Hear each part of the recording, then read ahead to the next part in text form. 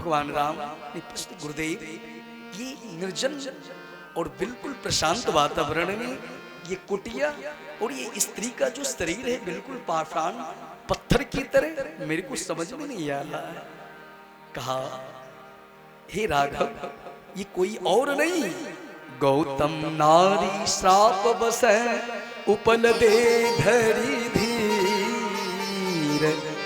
ये गौतम की धर्मपत्नी अहिल्या है, पति के श्रापवश ये पत्थर बन चुकी है। और जब क्षमा याचना करने लगी तो कहा, आने वाले त्रेता युग में भगवान रामा अवतार ग्रहण करेंगे और इसी यात्रा के क्रम में भगवान के चरण का स्पर्शन होगा, चरण धूल तेरे ऊपर पड़ेगी और तेरा पुनः उद्धार होगा। कहा, गुरुदेव तो गौतम नारी ने अपनी धर्मपत्नी को, ये महर्षि गौतम जी महाराज ने अपनी धर्मपत्नी को पत्थर होने का श्राप क्यों दिया? कृपा करके कुछ इसका व्याख्यान सुनाए। कहा, हे राघव महर्षि गौतम की धर्मपत्नी अहिल्या ऐसी सुंदरी स्त्री थी, विश्व में उसका कोई जोड़ा नहीं था। यहां तक कि सौंदर्य को खोजते खोजते देवराज इंद्र भी इंद्रलोक से इस धरती पर सुंदरता की खोज में अहिल्या के पास फंस गए। ऐसे अहिल्या के सौंदर्य में वो फंस गए, आसक्त हो गए। कहा, गुरुदेव देवराज इंद्र इंद्रलोक में तो उर्वशी, मेनका, रंभा, पुंजकस्थला, अनेक मेनका जैसी एक से एक सुंदर अप्सराएं हैं, सौंदर्य की परिसीमा है वहां पर स्वर्ग में। क्या स्वर्ग की अप्सराओं से भी बेहद खूबसूरत थी अहिल्या ऋषि पत्नी? कहा, हाँ राघव, अहिल्या के सौंदर्य के सामने स्वर्ग की अप्सराओं का सौंदर्य भी तुच्छ था। देवराज इंद्र अहिल्या के सौंदर्य को देखकर ऋषि के आश्रम में वेश बदलकर किस समय मध्यरात्रि को आ गया, मध्यरात्रि को, और एक मध्यरात्रि में ही मुर्गे का वांग देकर कि मानो सवेरा हो गया, सुबह हो गई। पहले के समय में मुर्गा जिस समय वाग दे देता था तो हम लोग हमारे बड़े बुजुर्ग समझ जाते थे कि 4 बजे भोर हो गया। अब तो मुर्गे सांप है तो वाग क्या देगा? बोले सियावर रामचंद्र। अब वाग क्या देगा? तो भाई बहन थोड़ी संस्कृति की रक्षा करो। रामायण में भी अरुण सिखा धुनि कान, गुरु ते पहले जागे राम सुजान, ऐसी कथा आती है। सभी जीवों को परमात्मा ने एक व्यवस्था के लिए बनाए हैं, जीवों को मारकर खाने के लिए थोड़े बनाए हैं, सब अपनी अपनी व्यवस्था में है। तो भाई बहन इशारों को अगर समझो तो राज को राज रहने दो। मुझे उधर विषयांतर नहीं होना है, बस इतना ही सोचो कि जिस परमात्मा के राज में हम मनुष्य देव योनि को प्राप्त, देव योनि से भी दुर्लभ योनि मानव योनि को प्राप्त किए हैं।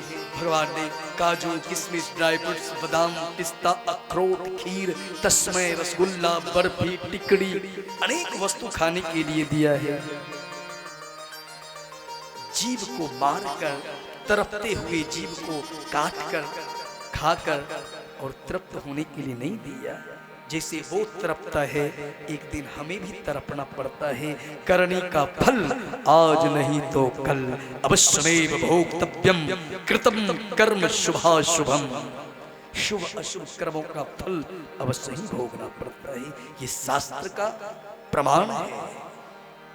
तो भाई बहन इस प्रकार देवराज इंद्र महर्षि गौतम का रूप धारण करके, स्वरूप धारण करके, ऋषि का रूप धारण करके, और पहले तो मुर्गा का वांग दे दिया मध्यरात्रि में।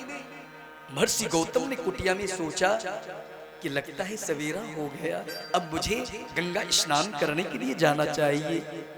और बिस्तर से उठे, अरे ओ देवी, अरे ओ अहिल्या, मैं गंगा स्नान के लिए जा रहा हूं और तुम कुटिया की सफाई और नित्य क्रिया आदि करके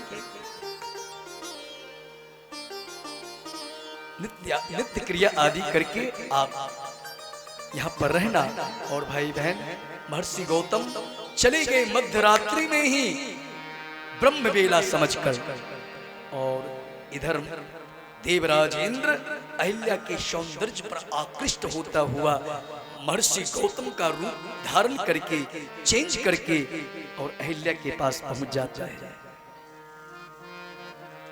यद्यपि ऐसी बात नहीं है कि अहिल्या नहीं समझ रही थी, अहिल्या के मन में कहीं न कहीं संतों ने एक चिंतन किया। अहिल्या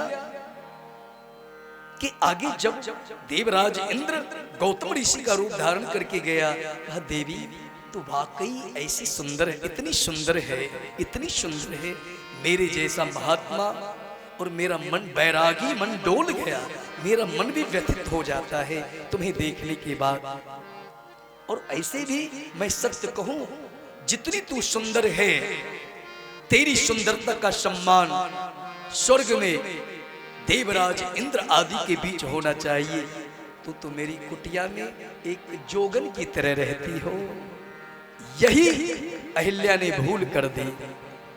अहिल्या को सोचना चाहिए कि आज तक जिस जोगी धर्मात्मा पति के संग मैं कुटिया में निवास करती रही, मेरे पति भोगी नहीं परम योगी हैं। मेरे पति कभी ऐसी वासनात्मक बातें, विषय की बातें मेरे समक्ष आज तक नहीं किया, उसकी ऐसी चेष्टा आज तक नहीं हुई। ये अवश्य ही कोई ढोंगी है, क्योंकि कोई भी धर्म पत्नी अपने पति को जितना जानती है उतना कोई नहीं समझ सकती है। लेकिन एक बार अहिल्या के मन में हुआ, वाकई मैं सुंदर हूं, वाकई में, वैसे मुझे इस फकीर जोगी के बीच नहीं रहना चाहिए। काश में देवराज इंद्र की बाहों में, देवताओं की बाहों में, देवलोक में अगर होती तो मेरा रिस्पेक्ट, मेरी सौंदर्य का सम्मान कुछ और होता। और यही साप का कारण बना, क्योंकि महर्षि अपने एकाएक धर्म पत्नी को पत्थर होने का श्राप नहीं देते ना। जो त्रिकालज्ञ है महर्षि गौतम कोई सामान्य नहीं है। महर्षि गौतम एक तत्वज्ञानी ऋषि है, त्रिकालज्ञ ऋषि है, समस्त शास्त्र की ज्ञाता है, परम योगी है। लेकिन देखो, प्रशंसा का वाण ने स्त्री को पतिव्रत धर्म से विचलित कर दिया। मां बहने सावधान, इस कथा से आप, कोई भी पराया पुरुष आपके सौंदर्य की तारीफ करे, आप सावधान होना। उस समय आप केवल अपने पति का चिंतन करना और परम पति श्याम सुंदर और राम रघुवर का चिंतन करना कि जिसकी रचना इतनी सुंदर, वो कितने सुंदर होंगे। जिस सुंदर परमात्मा ने ये शरीर, ये उनकी कृपा है। ऐसा नहीं कि किसी ने तारीफ की, तारीफ करूं क्या उनकी जिसने तुझे बनाया, और उसकी तरफ तारीफ में फंस जाए। स्त्रियों का स्वभाव है, कोई उसकी प्रशंसा करे वह तुरंत बिना पति के भी उसके साथ ट्रैवलिंग वॉकिंग के लिए चली जाती है। इधर की नहीं, मैं अदर सिटी की बात, प्लीज अलर्ट, अदर जगह की बात बोल रहा हूं, आप लोगों की नहीं ना। राम राम राम राम।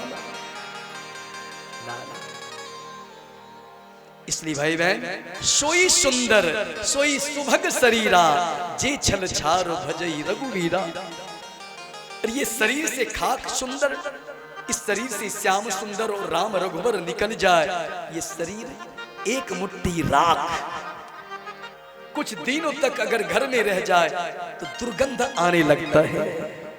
ये मांस मज्जा अस्थि पीप मलमूत्र से भरा हुआ पिटारा खाक सुंदर, जब तक राम रूपी आत्मा है, सत्यम शिवम सुंदरम है, तभी तक ये सुंदर है।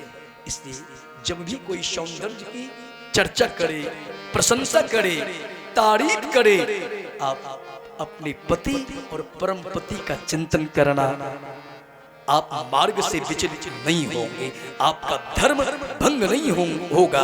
यहाँ पर अहिल्या अपनी सुंदरता की तारीफ में फंस गई है। भगवान कहते हैं सुंदर हो अच्छी बात है, श्रृंगार सजाओ अच्छी बात, लेकिन भक्ति प्रेम धर्म का संस्कार भी पैदा करो। सोई सुंदर सोई सुभग शरीरा, जे छल छार भजहि रघुबीरा। जो छल कपट त्याग कर राम से प्रेम करता, गोविंद श्याम से प्रेम करता, इस पति के द्वारा परम पति परमात्मा से प्रेम करता, वही सुंदर है। उसके लिए तन भी सुंदर, भगवान कहते हैं वही मेरे लिए सुंदर है। तन भी सुंदर मन भी सुंदर, तू सुंदरता की मूरत हो।